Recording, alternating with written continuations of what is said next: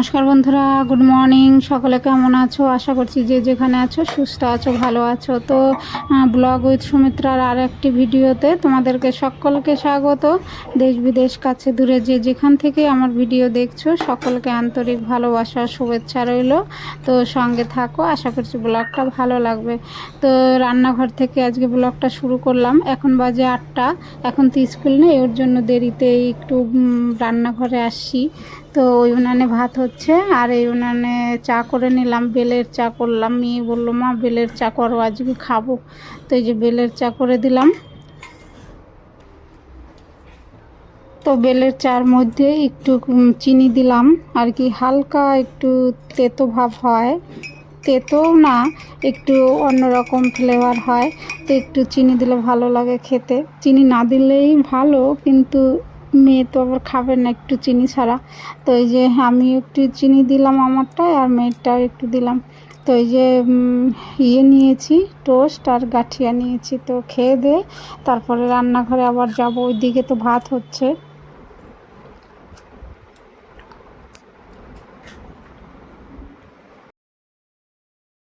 তো চা খাওয়া হয়ে গেছে, চলে এসেছি রান্নাঘরে।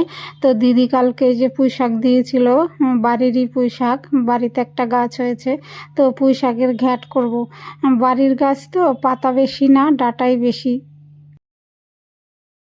একদম পুঁই শাক ফ্রেশ, কোনো সার নেই, কীটনাশক নেই।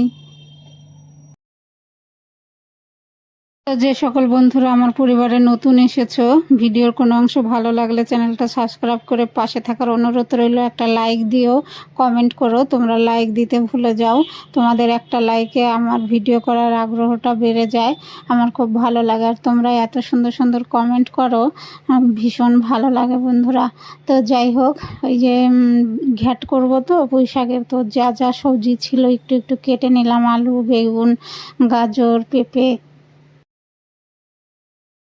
আর পুরনো বন্ধুদেরকে অসংখ্য ধন্যবাদ আমার পাশে থাকার জন্য, আমার সাথে থাকার জন্য। তোমরা আমার পাশে সাথে আছো বলেই আমি একটু একটু করে এগোতে পারছি।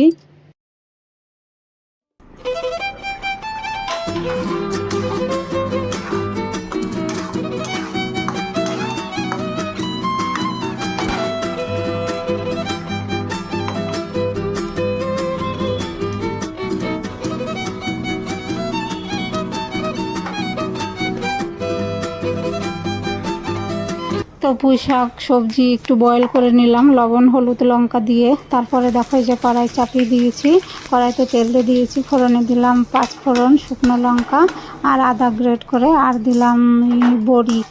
তো এরপর একসঙ্গে একটু ভাজা ভাজা হয়ে গেলে একটু জিরে আর ধনে গুঁড়ো দিয়ে দিলাম।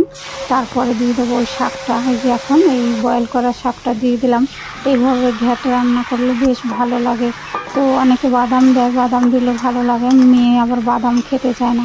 তো একটু এই যে চিনি দিলাম, একটু মিষ্টি মিষ্টি হবে।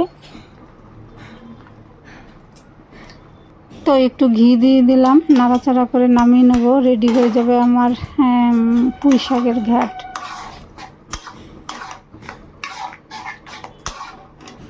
তো বন্ধুরা দেখে নাও আজকের মেনুতে কি কি আছে। তো এই যে আমড়ার টক করেছি আর পুঁই শাকের ঘ্যাট করেছি, মেয়েকে ভাত দিয়ে দিয়েছি, ওর খিদে পেয়েছে, ও খাচ্ছে। আর দেখো এখানে বকফুলের বড়া আর করেছি টমেটোর দিয়ে ডাল। তো আজকে দুপুরের মেনু এটাই আমাদের।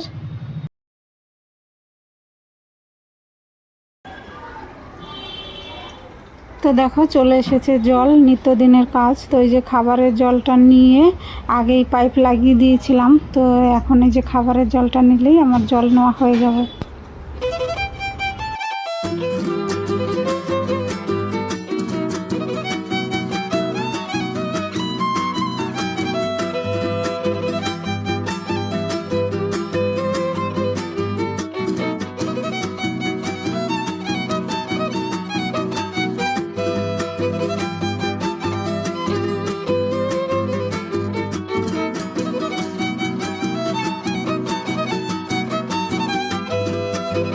হ্যালো বন্ধুরা, তো এখন বাজে 1টা। তো ওই যে জল এলো, জল নিলাম, পাইপটা গুটিয়ে রেখে দিলাম। আর মাসি এসেছিলো, মাসি এসে জামা কাপড় কেচে দিয়ে ছাগল মেলে দিয়ে এলো, ঘর টর মোছা হয়ে গেছে। তো এখন চান করে নেবো, চান করে পুজো দেবো। তো চলো বন্ধুরা, সঙ্গে থাকো। তো চান করে এসে পুজো দিয়ে দিলাম, পুজো দেওয়া হয়ে গেল বন্ধুরা। আর দিদির ঘরে গিয়েছিলাম, তো ফুল এনেছি।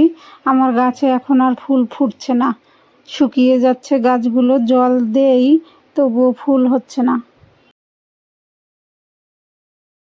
বন্ধুরা, তো দেখো রান্নাঘরে চলে এসেছি। তো এই যে দুপুরের পর থেকে আর কোনো ভিডিও করতে পারিনি।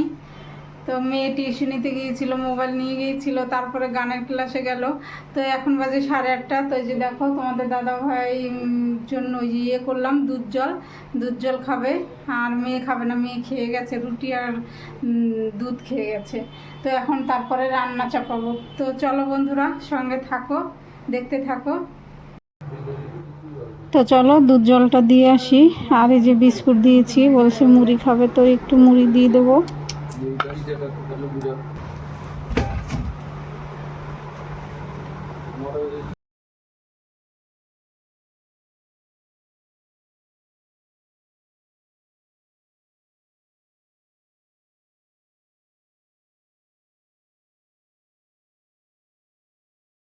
তো উনানে ভাত চাপিয়ে দিলাম, ওইদিকে ভাতটা হোক। আর দেখো কত বাসন হয়েছে সন্ধ্যার পরের থেকে, আমার এরকম বাসন হয়ে যায়। দুপুরের খাওয়াটা তো সব ধুয়ে ফেলি, তবুও একটা একটা করে জমতে জমতে সন্ধ্যার থেকে তো এত বাসন হয়। তো এগুলো ধুয়ে নিয়ে তারপরে তরকারি করব। তো দেখি কি তরকারি কাটবো, কি রান্না করব।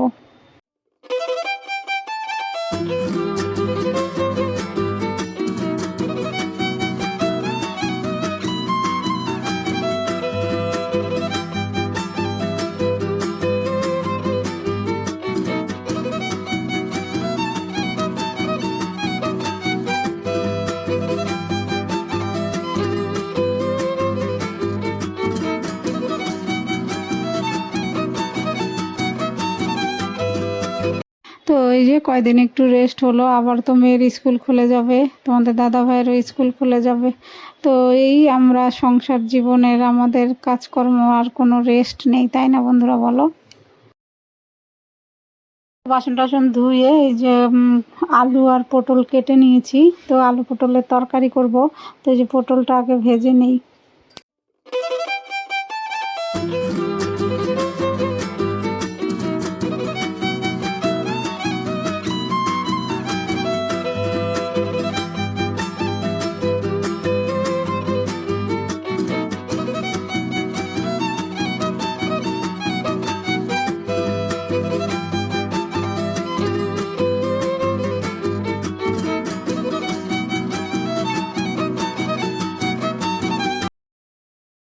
তো পটল ভেজে তুলে নিয়ে ওই কড়াইতে তেল দিলাম, তেলে ফোড়নে দিলাম জিরে, তেজপাতা আর আদা গ্রেট করে। তারপরে একটু জিরে ধনে জলে গুলিয়ে এই যে দিয়ে দিলাম। তো ভালো করে কষিয়ে নিয়ে এখন এই যে লঙ্কা দেবো, তারপরে আলুটা দিয়ে দেবো। তো নতুন বন্ধুরা তো জানে না, তাই বলছি, আমি সব সময় নিরামিষ খাই। আমার ঘরে কখনো আমিষ চলে না, পেঁয়াজ রসুনও চলে না। তো তাই বললাম। আর পুরনো বন্ধুরা তো জানে আমি নিরামিষ খাই।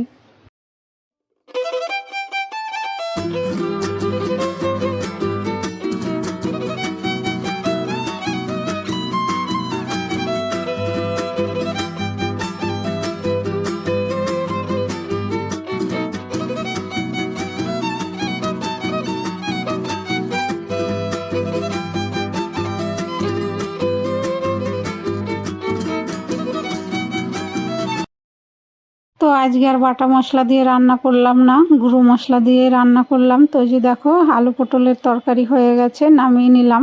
তো আমি একটু ঝোলঝোলি রাখি, ভাতের সঙ্গে খাই। তো তোমাদের দাদাভাই আবার শুকনো শুকনো খেতে পারে না, একটু ঝোল ঝোল হলে ভালো হয়। তো এই যে দেখো সবাই খেতে বসে গেছি। তো সকালের ডাল, চাটনি, আর এই যে এখন করলাম আলু পটলের তরকারি। আর এই যে সকালের শাক ছিল, তো সেটা আমি নিয়েছি, ওরা আর কেউ খাবে না।